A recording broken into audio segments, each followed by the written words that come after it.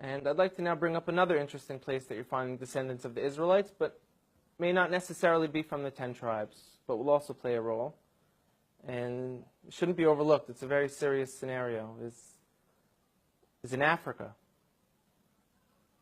Africa has perhaps hundreds of millions of people with this identity right now of being from the people of Israel. Does that mean they were from the 10 tribes?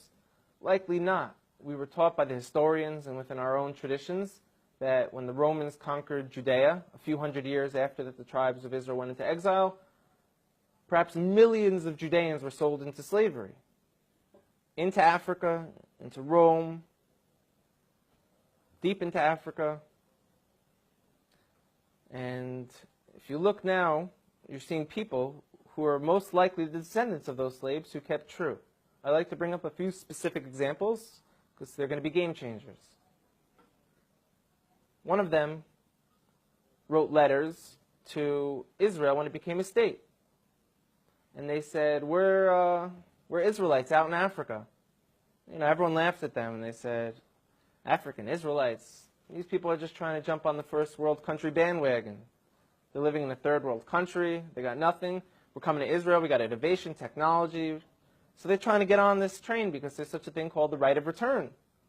All descendants of the Jewish people from around the world were able to move to Israel. So they said we are also. And everyone kind of laughed at them, like I said. And a few people took it serious and went out there and started studying them, learned about their culture. And a professor from Duke University went out there and did DNA testing on them.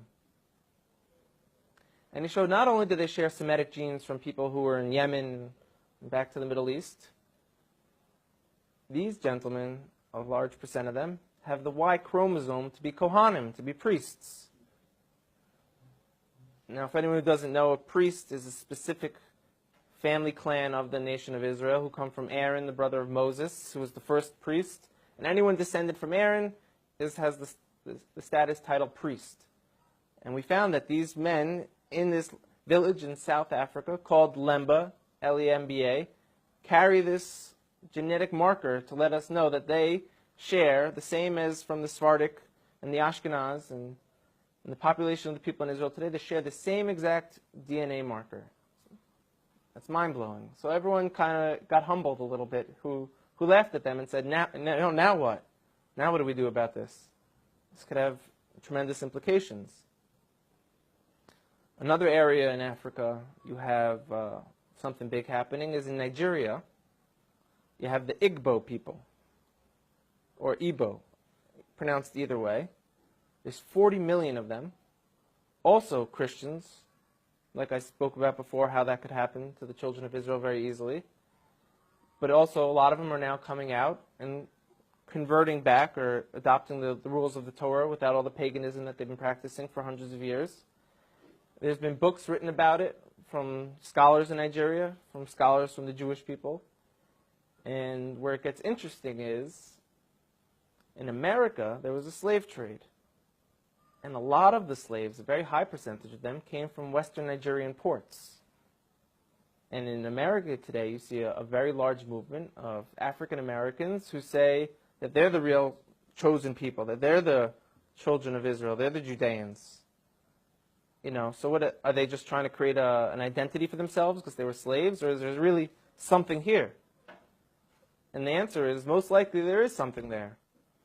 And most likely, maybe that they were the original Israelites, and maybe that the Jewish people today who are white, Caucasian people came in a little bit later on.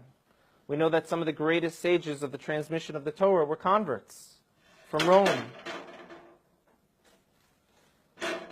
You have a man named Unclus who wrote a commentary on the Torah, unprecedented, that we still learn today. He was a convert.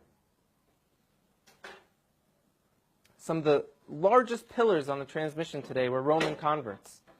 So here we are, we're Caucasian Jewish people, and now you have people in Africa saying that they're the real people of Israel. It can't be ruled out at all. We know they were sold into slavery. We know now that they're fulfilling prophecies by saying, we're coming back, we want to rejoin the nation.